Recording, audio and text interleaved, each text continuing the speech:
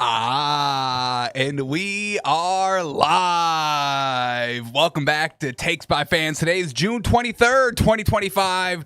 I'm your host, St. Nick, and we got a great show for you today.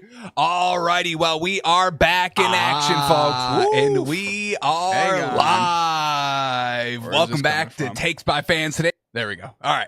Now we're good to go. Pardon for the little delay over here. On Friday, on Thursday, we did the show, but I was on mute the whole time, so didn't post anything. I apologize on that. If you want to just see me, ranting and raving on mute with my arms going, the video is on YouTube if you want to see that and play along on what I was saying. So that video was a dud. Friday and Saturday, I was down in New York City for Fanatics Fest. Absolutely great down there. Shout out. Came back Sunday, and now here we are back on Monday, back ready to get into it, folks. So welcome back. And folks, we got an NBA champion on our hands, folks. Give it up for him. The Oklahoma City Thunder end up winning Game 7, the NBA champion. So let's give them a round of applause here, folks. Fantastic season. Shout out SGA. Shout out J-Dub. Shout out Chet Holmgren. Shout out Alex Caruso. Shout out to all the dogs on that team for getting it done in Game 7. Now, obviously, the biggest elephant in the room, Tyrese Halliburton. Unfortunate, tears his Achilles in one of the most gut-wrenching plays you'll maybe ever see. I mean, we've all seen horrific injuries in the NBA, the NFL, really every single sport. But man, oh man, last night, that was one of the worst, one of the most brutal, unforgiving sports injuries we may have ever seen. And truly, I can't shout out Halliburton enough. I can't send enough prayers over there for the man. I'm with you, Halliburton. That's all I can really say is I'm rooting for you. I'm on your side. You're a superstar in my book. I've never seen a clutch performance like this, a run like this. You are superstar status, especially early Game 7 when you came out big barking 3 for 4 for 3, setting the tone on the road, being that leader, that superstar. So, man, Halliburton, rest up, my man. What a gosh dang playoff run you had. I know you're getting no respect. You're not a superstar in everybody's book, but Halliburton, nobody, the old media doesn't matter. Stephen A. Smith doesn't matter anymore. Who cares what he says? And let me not even go there. I'm not even going to bring it up, but you're a superstar in my book, Halliburton. So big time shout out. I mean, it was just one of the most awful things to see yesterday. So we'll talk about it a little bit more. We'll break down the game. We'll talk Game 7 today on the show. We've got NFL stories we need to get into. But before we really dive into the show, there's 2 things we need to talk about here, folks. There's 2 things we need to talk about. So let's start here, folks. Let's start here. And this I'm hoping this is real. I'm hoping this is real because if this is real, this is the funniest thing to ever happen ever in all of sports, folks. Aaron Rodgers. Is he married? That's the question. He tried to show off his ring when he was introduced as the Pittsburgh Steelers starting quarterback at the press conference. He was wearing the wedding band like we saw Josh Allen do. He was like, yeah, I got married. I don't want to talk about it. It's private life. It's my private life. I like to keep my life private, blah, blah, blah, blah, blah. And then we didn't hear anything. But this story is starting to break here, folks. Aaron Rodgers' family is unconvinced that he's married. And they say, according to public legal records, Aaron is not married. So is Aaron Rodgers faking not only a girlfriend, but a wife? Is Aaron Rodgers mixed up in a conspiracy himself? Not really married? Because we got some photographs, folks, of him walking on the beach alone. Walking on the beach alone. No woman in sight. No hand in hand. So, little interesting here, folks. And now we know Aaron Rodgers' relationships are not very well documented. His relationship with his family, very rocky. He says they're greedy, they all want money, and they say he's kind of a horrible person. That's kind of what they say. Then we get Aaron Rodgers. Well, we got the old quote of Danica Patrick because we know, they were a thing. And we got that kind of weird quote by Danica Patrick that says, quote here, after they broke up, someone that people could never imagine that I would lack any confidence or belief in my simple things about who I am. Everything was torn to bits. He leaves a trail of blood. I don't think I'm saying too much earth-shattering stuff after there's been enough out there. So not good on kind of how potential Aaron Rodgers treats his girlfriends, fiancés, and wives. We also know that he was engaged to Shailene Woodley, and that never that broke off in 2022. So we know Aaron Rodgers doesn't have the best track record for companionship. So we'll see, folks. But if Aaron Rodgers is lying about a wife, I mean, how low can Aaron Rodgers go, folks? I mean, this guy, he's off the deep end. He's gone. He's done. So we'll keep track of this. Will the real Mrs. Rodgers please stand up? We've got a few questions. All right, and then the next story that we really just got to get into is Antonio Brown. We know that he's wanted for murder or attempted murder, and we know he's potentially fleeing the country. Now, I do have an update to your folks. I hate to spoil it, but he did flee the country. This is what he said. Let's get it up here, folks. Did he? Don't say he took it down. Okay, here we go. June 21st, so 2 days ago. This is the tweet. I'm out the country. Ain't no more child support. Tell your mama get a job. So, not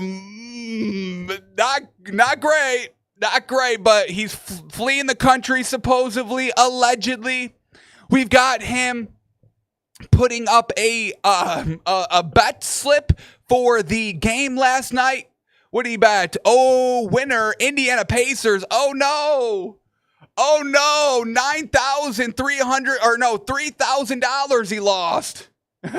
Antonio Brown, no job, out of the country. Just lost $3,000 betting on the Indiana Pacers last night. Not a great bet there. Not a great bet there, AB. You should join our Discord, whop.com/takesbyfans. We bet for you and then give y'all the winnings.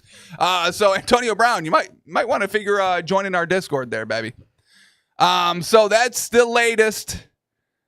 That's the latest, and he still has some tweets I'm not gonna say, but he is currently out, not in the country, of what he says. So the Antonio Brown drama. We'll keep updating. We'll see if he ever resurfaces here in America, if he tries to defend himself from his attempted murder charges. Sheesh. All right, let's move on now. Now, before we get into NBA for the day, I do just want to speed through some stories that I missed over the last few days, some stories that I want to talk about quickly that I did talk about during the muted show, but I want to get it on the official record. So, couple of stories we're rapid firing real quick. I know y'all are probably sick of hearing of them, but I got to get it all on the record. So let's start here. Shedeur Sanders getting pulled over going 101 miles an hour in a car. Not great, but let's not blow it out of proportion, all right? Yes, going 101, not recommended. It is technically illegal, but let's not act like we all maybe haven't been there before. No. When I play racing games, all right? When I'm playing racing games, folks, when I'm in a game driving a car, not in real life, but when I'm playing a game, I feel comfortable about going 80 miles an hour. I know some speed limits in games are 65, 70, 655, those slow games. But I feel comfortable driving about 85 miles an hour, 85 max. I really don't like to go over 85. I don't feel as in control of the video game car that I'm driving in the video game when I'm driving 80 miles an hour in the video game. Are you following, folks? So let's all quit the act of I only drive 54 in a 55. I drive 60 in a 60. Let's all settle down a little bit here, folks. Now, if he feels comfortable, if he feels in control going 101, it's late at night, roads are empty, I'm not going to say anything about it, all right? I think we're blowing it all out of proportion a little too much. Let's all relax. 101, it is fast, so let's rein it in maybe, Shador. But overall, way out of proportion. I think this is getting blown. Alrighty, another story that was kind of blown out of proportion is the ring culture in the NBA. Now, we all know that the most skilled NBA player isn't the face of the league or noted as like the greatest player of all time. I mean, folks, I know y'all listen to other sports podcasts, athletes podcasts, and they talk back and forth. And there's always these athletes that were never kind of the face of the league or considered top 5 or top 10, but they always said, yeah, I could always cook the greats. And I'm trying to think of the name. It's not coming to me. But they're like, yeah, I would always kind of, go at LeBron, and I could always get a bucket on LeBron. The best player's not always the most recognized. And same thing with ring culture. Just because you have the most rings, it doesn't make you the best player on the planet or the greatest of all time. We've heard Michael Jordan say that. We hear LeBron say that. And I do agree. Now, the thing I will say about ring culture is if you do want to kind of be considered one of the best, one of the greats, you do need at least one.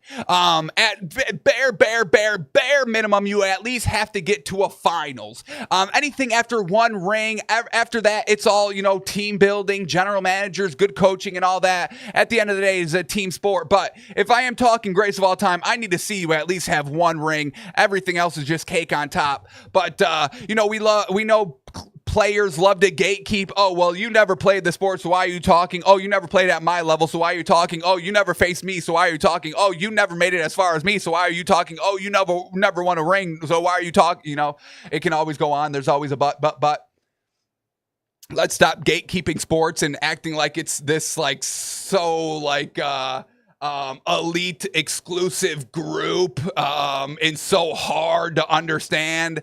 If you played it, in high school, you understand it. If you know competition, you just understand sports and all that. Let me digress a little bit. But if we are talking ring culture, let me see you at least get one.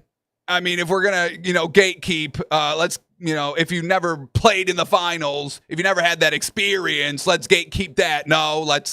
So you got to at least have one ring. Anything else is really cherry on top. And once again, it is a team sport. All these sports are team sports. We have to have depth. We have to have good team building from the front office down, good coaching. So I think, both sides are kind of right here, but I do want to see one ring from you, at least, at minimum.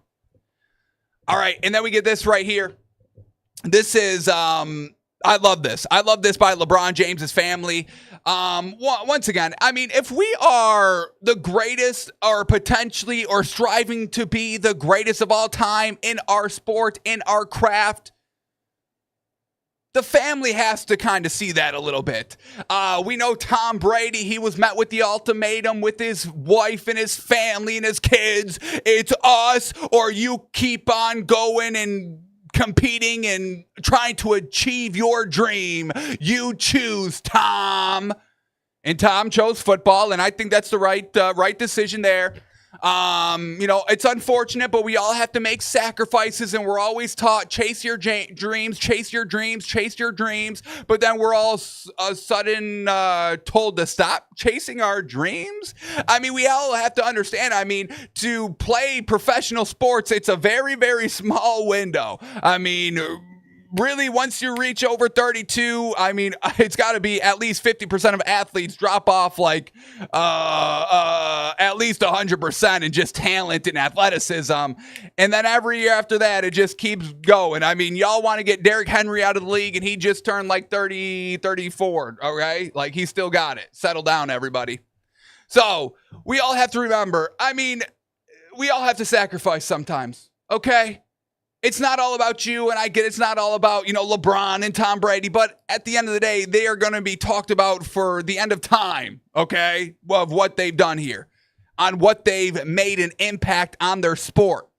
So we get LeBron James saying, quote, "My kids are like, Dad, continue your dream. This is your dream. You've been here for us this whole time."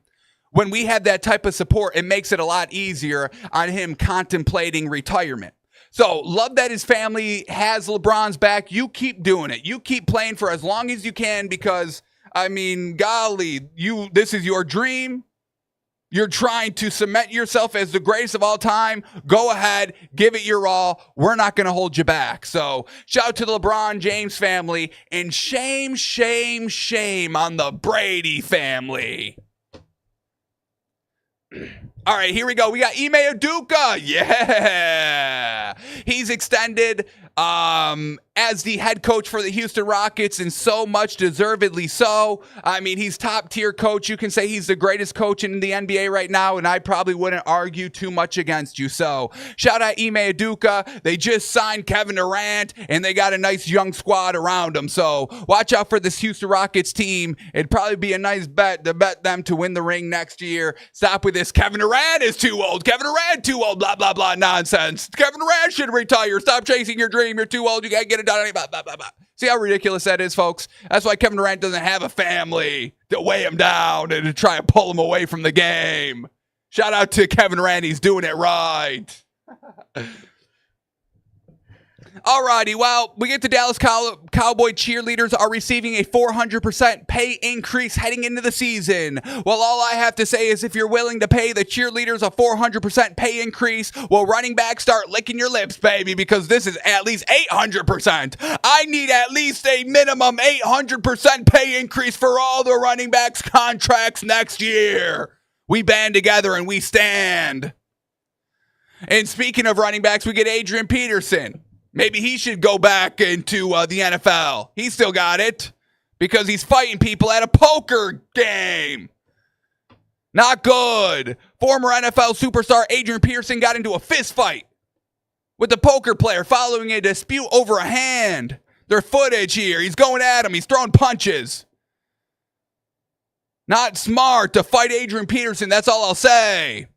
He'll fight his own kids. She won't fight you? Of course he will. All right, let's keep moving on here. We got Tom Brady in the news. Should the Tampa Bay Buccaneers retire Tom Brady's number 12 jersey and build him a statue?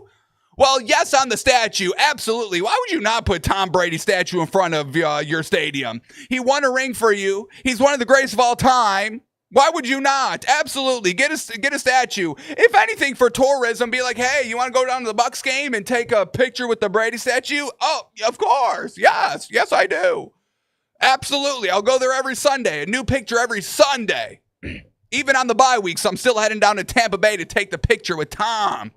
Now, to retire the number 12 jersey, probably not. I think the statue would do just fine. So I would love to see that. Get him a statue. We know New England's doing it this season. I think Tampa Bay should do it as well. Maybe do it next year so you get 2 years of celebrating your legacy, Tom.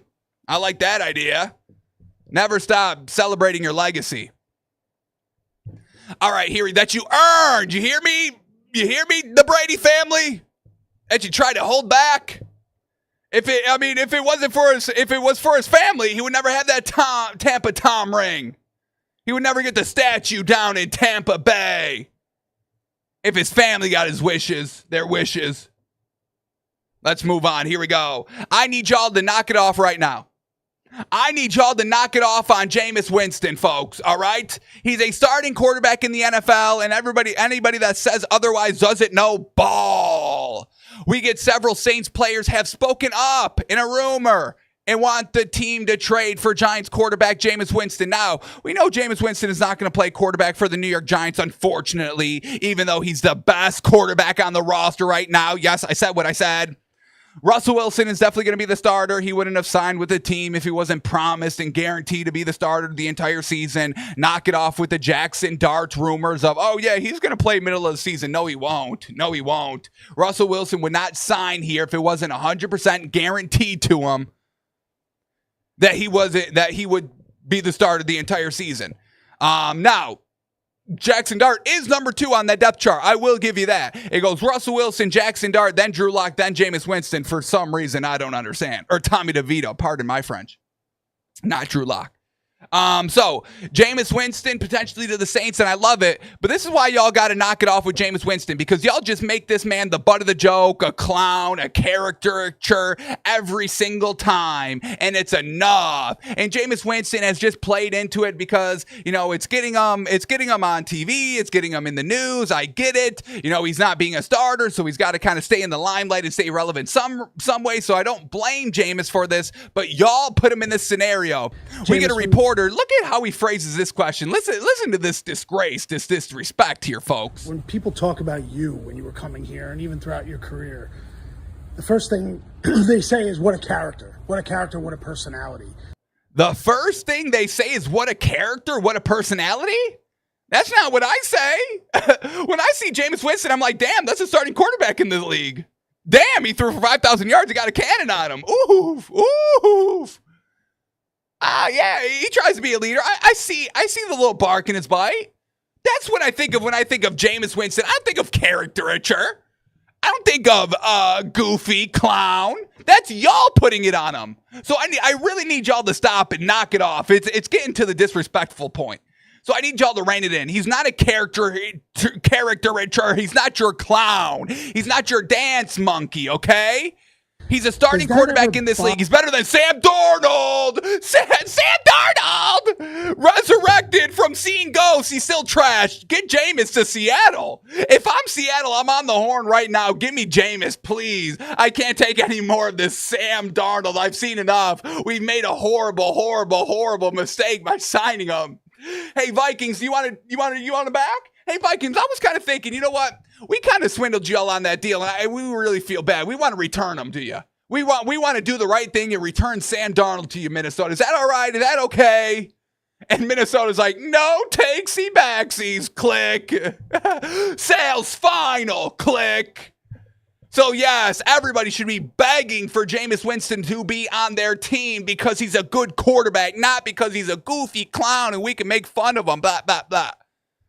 I stand with Jameis Winston. Shout out. All right, here we go.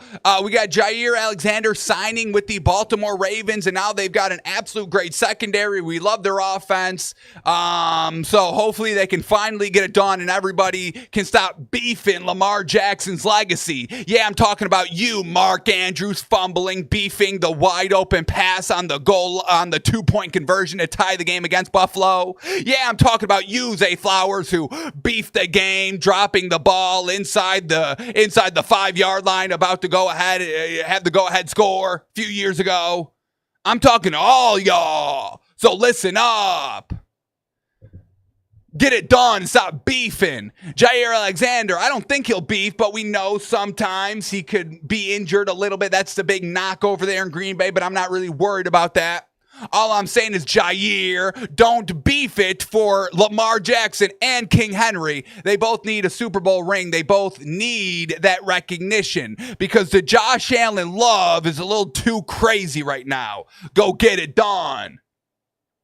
And then we had Lamar Jackson, being the great leader he is, saying, quote, I don't like how people were talking about Mark Andrews, last season after everyone was calling him Old Man Mark, including myself, because he was dropping everything in the regular season, and then he beefed in the playoffs big time. So it was 100% on Mark Andrews. I know everyone's like, well, it's actually Lamar Jackson because he also wasn't playing well in that game. Well, at the end of the day, folks, nobody played. I don't understand why we always put this standard of a perfect game on everybody. When has any team, any player, any team in any league played a perfect game from start to finish? Never. It's never happened. There's never been a perfect game anywhere. So why do we always kind of judge, oh, well, he didn't play a perfect game, so he's trash? Well, he put them in the position to win at the end of the game, and it was Mark Andrews who beefed it. There's never a perfect game. I could care less what happens in the first three quarters. What happens in the fourth? Who got it done in the fourth? Who brought the team back in the fourth? Who was clutch in the fourth? Oh, it was Lamar getting it done. Lamar driving down the field in the fourth. Oh, okay. It was Andrews who beefed it in the fourth. So Mark Andrews, get it done. Stop beefing. All right, and speaking of the glory child, the god of the NFL, the king of New York, folks. Josh Allen. Yeah, real convenient time to speak out now, Josh.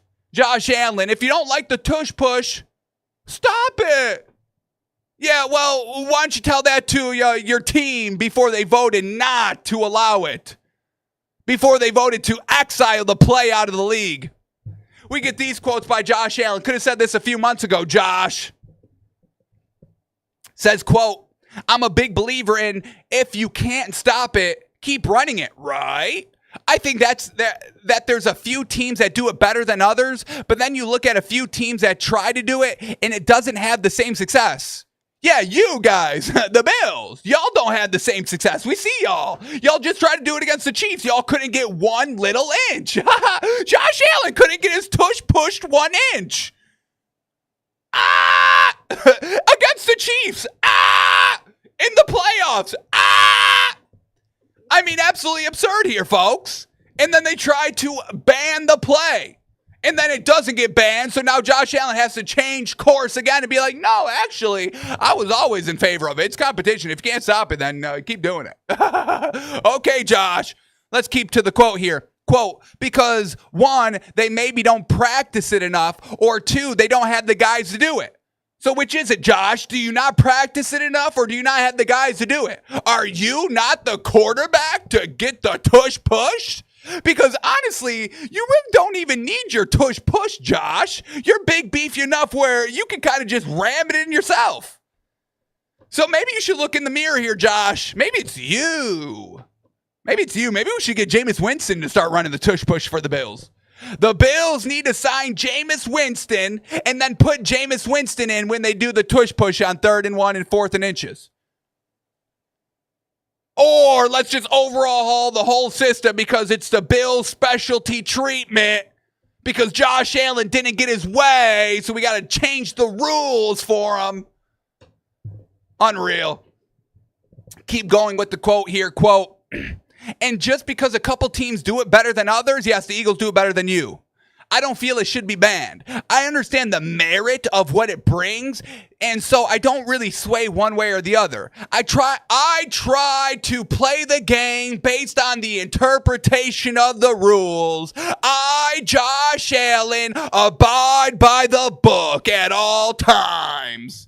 King Josh will never do no wrong. But I feel like if you can use it to your benefit, use it to your benefit. If you don't like it, my advice is to stop it, you know? My advice as Josh Allen, if you can't stop it, keep doing it, right? Okay, Josh, okay. Would have been nice to hear this a few months ago, before the vote. Let's keep that same energy because we know that vote's coming back this year. We know they'll never stop it. We know this vote will come up every single year. So Josh Allen, you better gosh dang keep up this same energy because I'm going to hold you to it. All right, final thing to talk about before we get into the NBA for today. Hunter Renfrow back at it with the Panthers. So this is all I'm saying here, folks. Beware of the Carolina Panthers. We can bet this team this season, all right? Bryce Young is going to take that next step this season. We've still got Adam Thielen. Hunter Renfrow, he didn't play last year. I know everyone forgot about him. Everybody loves the slot guy, the Debo, all this, the gadget player. Well, that's Hunter Renfrow for you, folks. So watch out for the Panthers. Great leadership as the head coach. They've got their quarterback. Nice, solid veteran weapons. Watch out for the Panthers this season. Panthers fans, let me hear y'all. It's going to be a nice season for y'all. A what? a watchable season for y'all. All righty. So those are the quick stories we just wanted to fly through to get all caught up and up to date. And now it's time to head over to the NBA. Let's close out Game 7. So here we go. Man, Thunder get the dub, 103-91. Now the big story in the game is that we had something stolen from us. We had a potential generational superstar defining performance cut short from us, stolen from us. This could have been one of the greatest Game 7 performances of all time, which could have led to one of the biggest upsets in finals history, and it was ripped from us. Tyrese Halliburton tears his ACL real early on in the game. Let me see if I can get the exact time here. First quarter, 4:55 left. 18-16, Thunder up 2, close game. Halliburton 3 for 4 from 3, starts 2 for 2, goes for a third, it misses.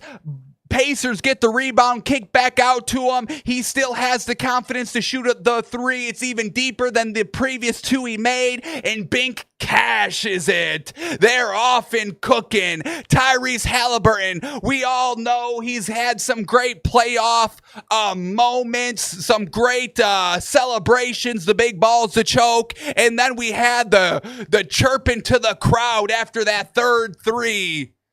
I can't say the words, but it's 3 expletives all together, talking to the crowd. He was hype. He has arrived. The moment was finally here. And then the ACL tear happens. The Achilles, unfortunate. So obviously, first and foremost, it's the utmost respect for Tyrese Halliburton. Clutch after clutch after clutch after clutch the entire playoffs long. And just unfortunate he couldn't stay healthy the final game. Played through it, warriored through it. Just unfortunately, the body catches up to you. And we've seen that happen a lot over the last few seasons, and it's absolutely disheartening. Because you don't want to say it, but it's always going to be on there. You know, is there an asterisk on this series now and all that? I don't like saying that, so I won't. But it's always going to be in the back of the mind, and it's always going to be brought up when this is discussed 5, 10 years down the road, a week down the road. It's always going to be talked about here, folks. So, shout out to Halliburton, an absolute warrior. Knows he may never get this moment again. Gave it his all. Knew that this was the potential risk and consequence, and still put his body on the line for his team, for his city, for his fans, for the league, for the game. So I really cannot gush any more about Tyrese Halliburton, folks. What we saw is the epitome of a true athlete, a true professional athlete. And for that, I'm forever thankful for Tyrese Halliburton. For giving us fans who love the game, who love the sport, who love competition, who gave us this early great performance. So I thank Tyrese Halliburton for that. And he's a superstar in my book, and y'all can write me off, I don't care. But the clutch ability, the warrior ability by him, it's absolutely commendable and respectable. So shout out to Tyrese Halliburton. All right, before we even start to break down the game, I did just want to shout him out. But I do want to potentially talk a little conspiracy here, folks, because this just seemed real weird all around. So here we go. Let's try and dig into it. This video was taken and posted around Twitter right before tip-off. I want to say it was like an hour before tip-off of Game 7 of the NBA Finals. It was the OKC buses wrapped in the championship wrap. Now, this should have been a non-story in my opinion, but it blew up on Twitter. Now, let me just break down this video. Of course, OKC was going to have the buses ready. I'm sure the Pacers had the buses ready. They make the championship shirts for both teams. Okay? Every company, a business is going to be prepared for the scenario that they win. They bring the trophy out on the floor with like 2 minutes left if it's a close game. Against the Miami Heat and LeBron and against the Spurs, they brought the trophy out on the floor because they thought the Spurs were winning. And then Ray Allen hit the three. They had to bring the trophy back into the back room. They brought the trophy there, prepared for the win. They made the championship shirts prepared for the win. Of course they wrapped the buses, but this is where the conspiracy is here, folks. Is that Rick Carlisle addressed it at the pregame presser? I wasn't able to find any footage of this or any audio of this. This is the quote that was being held to this video. Quote, I just saw a video. This is by Rick Carlisle. This was a reported quote of Rick Carlisle, and I'm trying to find the audio of it. But this is what he reportedly said. I just saw a video that's probably going to go viral with open-top buses, presumably for the parade, already painted with them as champions. So that's what I'm thinking about right now. I don't think Rick Carlisle would ever say that. First of all, I don't think Rick Carlisle would be on social media like an hour or 2 hours before the game. And I don't think he would use this as motivation for his team. I don't think that would be the case. Now, we get Rachel Nichols reporting it. So we go to where Rachel Nichols got it from. So we go to her Twitter. And the first time she retweets it, she gives credit to Jay Hardy 252 on Twitter. So we go to Jay Hardy. Go to his Twitter. Where did he get the video from? And he gets it from Mr. Milkman on Twitter. So it seems like Mr. Milkman was kind of the first one to post this on Twitter. Even the score, I mean, these accounts are all crediting Mr. Milkman for the video, and he's just some Twitter guy who sells plays for $500, or I don't know how much he sells it for. He says you can make $500 extra a week taking his plays. So he's got 395 followers, Mr. Milkman, and he's getting credit for the video. I think this was a non-story. I think Rachel Nichols just made up something. So it's going to be interesting. I don't know if this will ever be talked about again, but it struck me as odd. It struck me as bizarre when I was seeing it live. It made no sense. It wasn't adding up. And I don't get the audio from Rick Carlisle. I just get this reported quote by Rachel Nichols.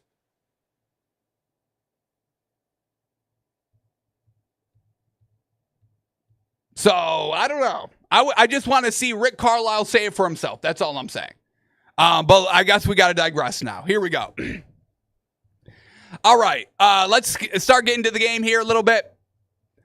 So, obviously, the big story is that Halliburton went down.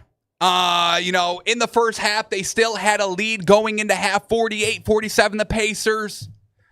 But the second half, I didn't love how they were running it. I didn't love the Pacers offense. Now, obviously, TJ McConnell was going to step into that number one role, that Tyrese Halliburton role, and I get it. And what we have been seeing by TJ McConnell all series long is that he was going to be more an aggressive scorer than a facilitator on the floor. We've seen that.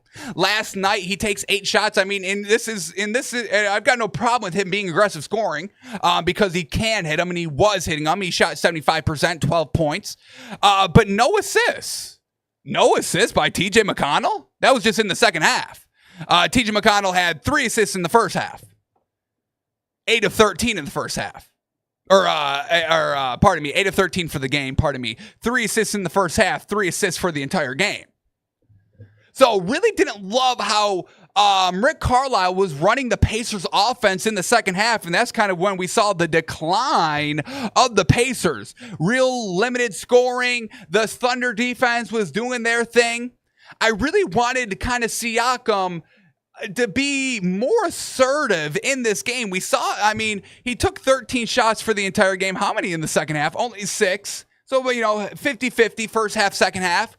But, I mean, no Halliburton. I needed Siakam to really kind of take over the game. And it seemed like they were just going to rely on TJ McConnell. TJ McConnell is kind of commanding the ball and being more aggressive scoring. It doesn't get anybody else involved offensively.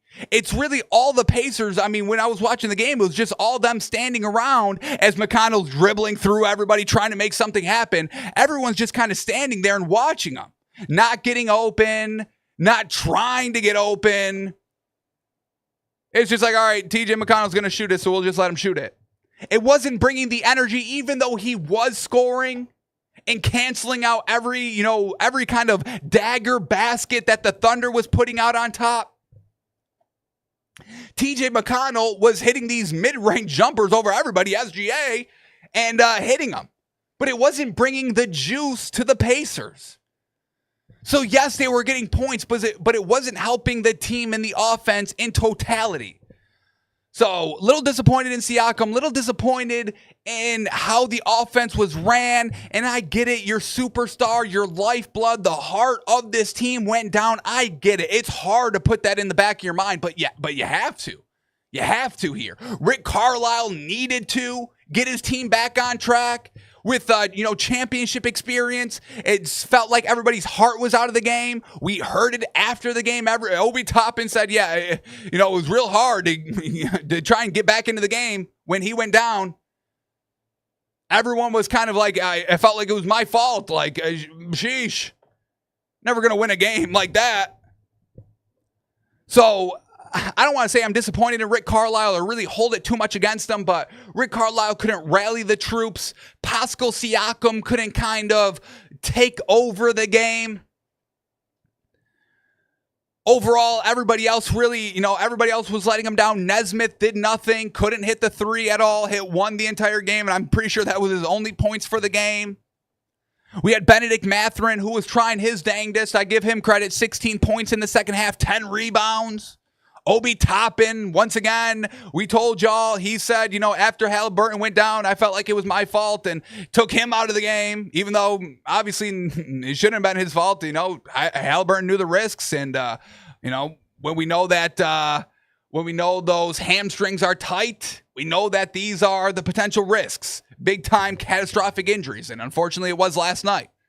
So we had Obi Toppin, no points in the second half, 8 minutes out on the floor, no big three-pointer spark that we've been seeing throughout this entire playoffs and especially the finals. Miles Turner, nothing great, 3 points on 1 3-shot in the second half. Nembhard, even, we saw Nembhard be aggressive in this finals. He wasn't aggressive after Halliburton went down. So I just think TJ McConnell, shout out, I'm not here to knock him, but him being the only aggressive offensive scorer, it just didn't bring the juice to spark the team needed, and nobody else helped out. Then for this Thunder team, we really just got to give credit to this Thunder defense. Once again, all the gosh dang turnovers. The Thunder had 21 total turnovers the entire game. That's the game right in itself right there, folks. So the great defense by the Thunder, great defense without fouling, great defense that leads to easy transition offense. These turnovers are coming right at half court. So, it's a 1-on-1 sprint. It's a, 2-on-1. It's a 1-on-0, real fast break where these turnovers are happening. So real great defense by SGA. Real great offense performance, 29 points. Didn't shoot the greatest. Was jacking up the threes, 2 of 12 from the 3. Now, we did get plus money on SGA's threes last night. 2 threes. I think it was at plus 120. So good value there if you took it. But he was adamant. He was adamant on making them. Shot 12. 12 assists as well to go along with SGA. So really just a clean game overall by SGA. Really would have been interesting to see how it would have went if Haliburton had played the entire game. Once again, that's always going to be in the back of my mind, in the back of the conversation, in the debate around this season, around this finals, around this championship. But SGA did everything that he just needed to do and what he could control in this game. He did it. So we still have to give him his flowers, and we still have to give the Thunder team overall their flowers for this win and for this ring. Jalen Williams really disappointed in his performance overall. Ended up with 20 points, but just wasn't efficient. And once again, if Haliburton had played this game, Jalen Williams, 35%, 2 of 7 from the 3, taking 20 shots, 7 of 20 from the field. Really not a good Jalen Williams game. We've seen him have that one great 40-point game, and then he was a minus 40 on the floor the next game. Then we've got this kind of game 7 where, nothing great, an all right game by him, but a what if moment. Nobody played extraordinarily well for this Thunder team. So once again, if Haliburton had played and kept up, that same trajectory that we saw on his first 4 shots, it could have really made this game interesting.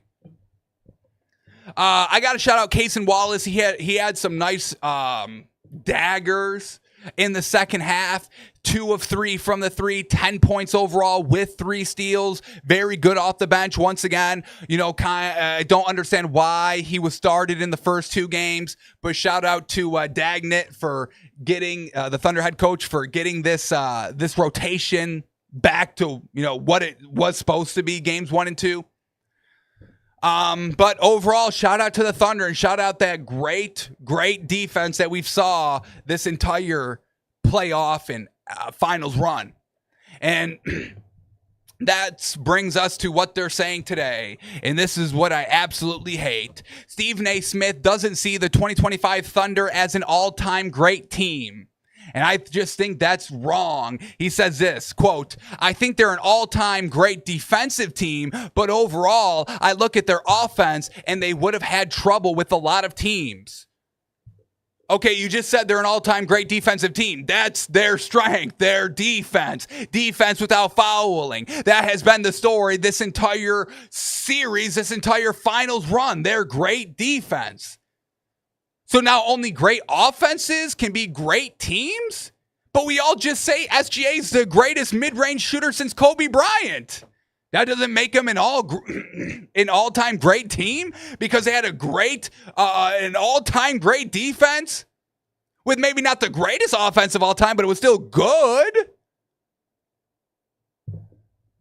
And what do we say about this Pacers team?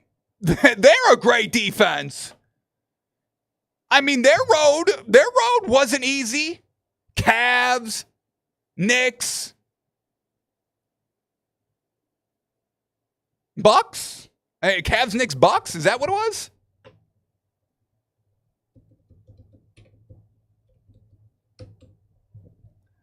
Who's that third team? Pardon my French here, folks.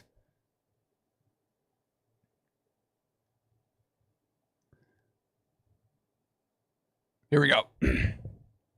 It was, Bucks, Cavs, Knicks. I mean, yes, Damian Lillard went down, but went down a little later in the series, kind of when it was already over. Cavs were a little banged up early, but they were still considered as the best team in the East. The Knicks, they were at full strength.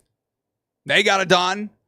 So let's not act like this Pacers team didn't kind of have a run themselves. And this Pacers defense is so great. So yes, the OKC offense didn't look amazing. Still looked good. Still got it done. SGA still did his thing. We still had a Jalen Williams 40-point game. Chet Holmgren wasn't anything fantastic. So I really just think that this isn't how we should be talking about the finals. You should be talking about this game the day after. Oh, well, this isn't one of the historically good teams, so we don't need to talk about it. That's how they were acting during the series. So, I don't know. I don't agree with Stephen A. Smith on that.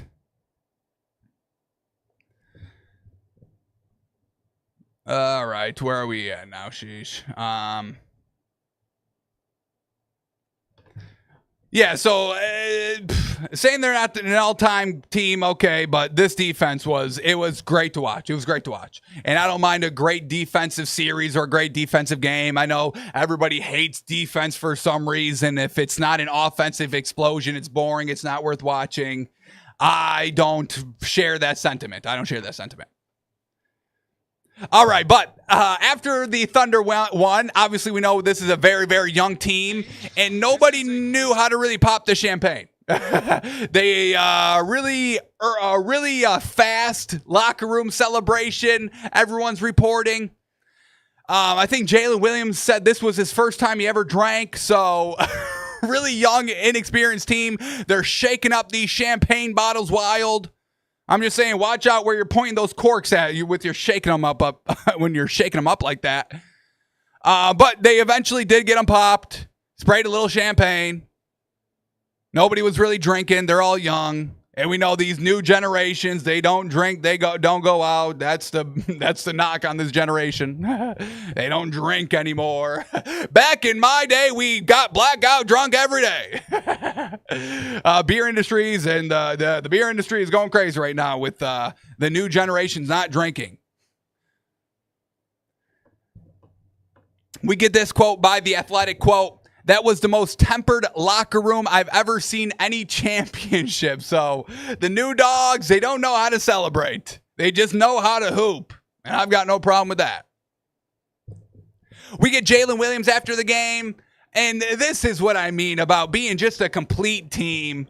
No egos in the locker room. Everybody can be themselves, be free. You don't have to worry about somebody kind of chirping you for expressing yourself or being yourself. Because Scott Van Pelt after the game has Jalen Williams at the desk and he asks kind of what's your main takeaway from this team, from this series, from this year when you look back at it 10, 15 years down the road. And Jalen Williams just said the time I gave my team, the time my team gave me, just being present with each other, not playing a game, not practicing, outside the locker room, outside the facility, just hanging out, getting to know them, putting our time and our work in, trusting each other, bonding. Absolutely love this by the Thunder team, and I know everybody calls this, this is one of the corniest teams. This is one of the most boring teams. We want the superstar. We want the unspoken superstar. Well, y'all can keep that, all right? Because I love this. A team sport has a team chemistry, and they achieve the team goal of winning the championship. So, absolutely love this by the Thunder. Obviously, we never had a doubt about this. I mean, we see it after every single game, the press conference, it's the entire team. We had SGA after the game. He was named Finals MVP, and he shared the trophy with Jalen Williams on the podium, said, this belongs to both of us. We're forever ingrained with each other for the rest of our lives now because of this. So really just love the camaraderie, the team chemistry. And once again, this is the way that the NBA is moving towards. So teams, you better follow suit pretty dang quick. And, it shows right here. Most points by a duo in the finals. We get in third. Jordan and Pippen. Oh my God. The greatest of all time is third. 373 points combined between Jordan and Pippen. In second, we had SGA and Jalen Williams. 377 points. And then number one, we've got the King, LeBron James, and big time shout out Kyrie Irving. One of the best handles in the game. 398 points. That's the most points by a duo in the finals. So, teamwork, chemistry, not trying to be the face and one up everybody all the time. It's good enough to be number 2 greatest of all time duos in the finals. It works. Okay. All right, and then the last thing to kind of touch upon here, big time shout out to the role players. I mean, this is, once again, the league is moving towards great depth. Having having your superstar, maybe two superstars, superstar and all-star, but then just having great, solid depth all throughout, because we have 3 players that are 2-time champions since 2020. The first one, Alex Caruso, who won a ring with the Lakers in the bubble and just won the ring last night with the Thunder. We had Drew Holiday, who won 2 rings, and then KCP, once again, with the Lakers and the Nuggets. So, shout out to the role players. Shout out to the not talked about dogs. And shout out to the franchises understanding championship pieces. Oh, yeah, El Caruso up on the market. Yeah, get him over here. Absolutely. Oh, absolutely. Get him over here. Yeah. Yeah, that's a championship caliber player right there. Get him on my team. All right, last basketball story before we shift gears to the NFL. The Kevin Durant trade news broke, folks. He is headed to Houston. And I love this. This was probably my second preferred destination. Would have liked to seen what he could have done with San Antonio. But the Rockets was my number 2. Miami Heat 3. But he does go to the Rockets and kind of a little bit of a fleece. They're sending Jalen Green, Dylan Brooks, the number 10 overall pick in this year's draft, and then 5 second-round picks for Kevin Durant. Yes, absolutely. I do that trade every single year. We just saw Jalen Green is not ready to take that next step yet. I won't call him trash, but he looked like trash out there in the playoffs. You're the number 2 seed, and you're not even the main option? Or really the number 2 or 3 on your team? Can't even be consistent now? Trash. Let's give him the benefit of the doubt and label it not quite yet ready, but I got no problem with getting rid of him and shipping him out. Dylan Brooks, shout out, dog, defensive dog on your team, a nice role player. I think he can win a ring, but if I got to give him up for Kevin Durant, I do. The number 10 pick, that's fine. Kevin Durant's better than any number 10 pick in 5 second-round picks. That's fine. Who cares about second-round picks? Nowadays, everybody is so eager to trade their superstar. I'll trade for an ex-superstar 2 years down the line when a team's ready to throw him in the trash. Don't care about the 5 second-round picks. So, absolutely no-brainer move here by the Rockets. We know Kevin Durant wanted to go to the Rockets. It was one of his 3 preferred teams, and the team obliges on his wishes. Now, let's clown the Heat here because it seems like they probably could have gotten it done, but they weren't going to get rid of like Jaime Jaquez and Tyler Hero. Okay, Jaime Jaquez, I get rid of in a heartbeat. Tyler Hero, I can maybe understand you not wanting to get rid of him, but at the end of the day, yeah, you're gone. No disrespect. So the Heat's final offer for KD included Andrew Wiggins, and I really wanted, if Kevin Durant went there, I would want to keep Andrew Wiggins. I really want to keep those two together. Like Andrew Wiggins a lot. I think he's a great, third option on a team. We saw him win rings with the Warriors, be very good on that Warriors team as the 4th option. Solid fan of Andrew Wiggins. Hasn't been great here with the Heat, but that's because he's kind of the number. I want to say number 1. I know y'all are going to clown me and say, well, Tyler Hero's the 1, and then Adebayo's the 2, and then Andrew Wiggins is his 3. Okay, Bam Adebayo is lucky to be the 5. Okay, folks. All right, you want to put Tyler Hero 1, that's fine, but I'm a fan of Andrew Wiggins.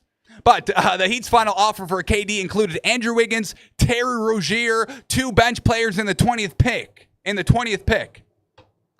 Haywood Highsmith and Jaime Jaquez were discussed as 2 additional pieces, but at the end, it seems like they wanted to keep them.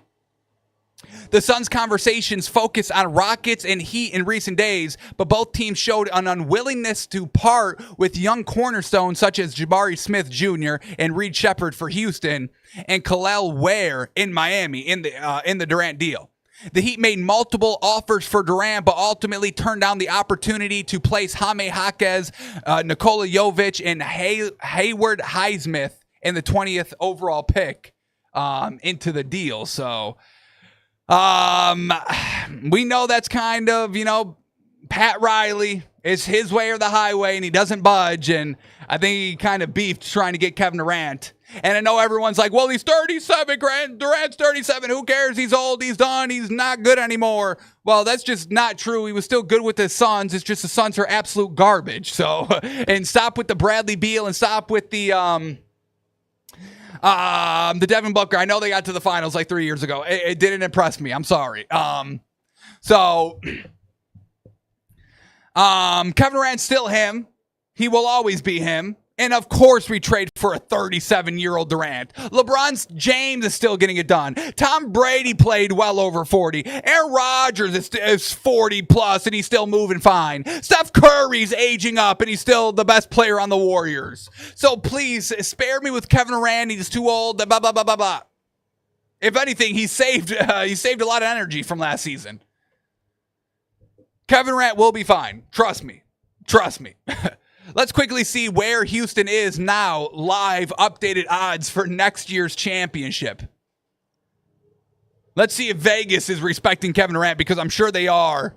Next year's winners, Rockets are second favorites. Bink, bop.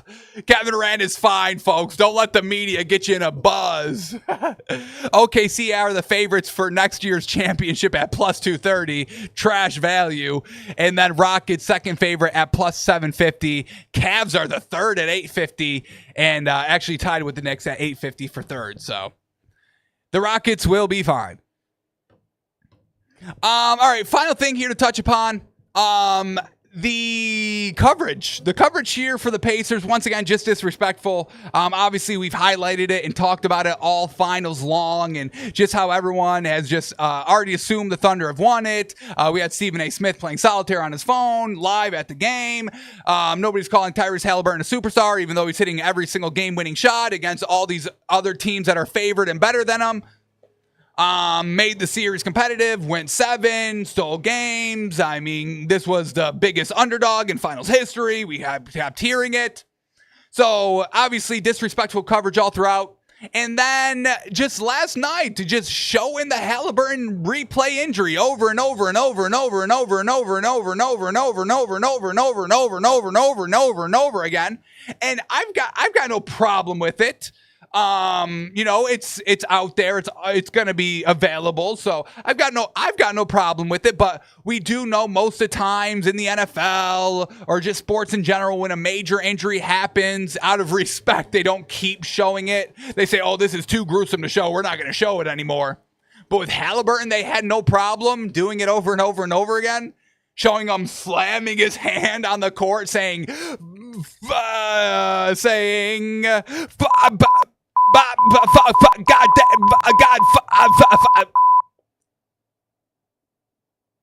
They showed TJ McConnell crying to his mother, kept fouling him in the tunnel, and his mom had to be like, yo, can you chill out? Can you stop it? We had Obi Toppin crying, caught on camera. So it just seemed real disrespectful. It just overall, the coverage, the cameras everywhere on him. So I don't know. Just seemed real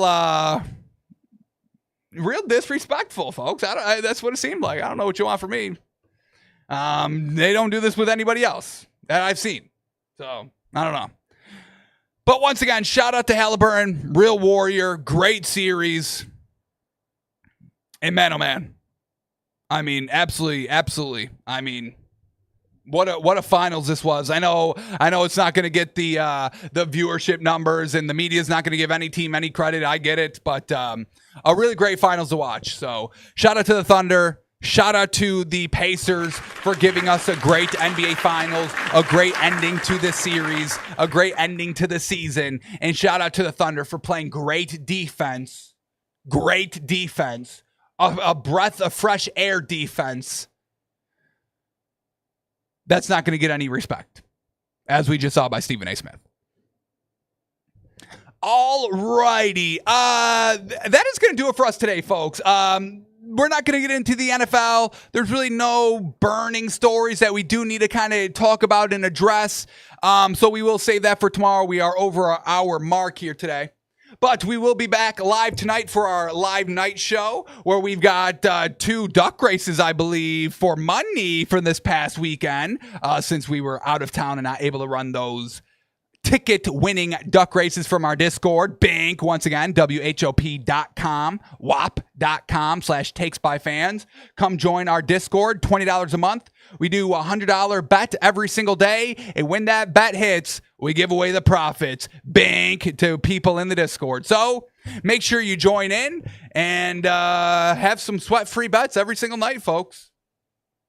So appreciate y'all tuning in. Appreciate y'all watching, listening. We'll be back tomorrow for the show, and we'll see where in the world Antonio Brown is at, folks. I appreciate y'all. Take it easy, everybody.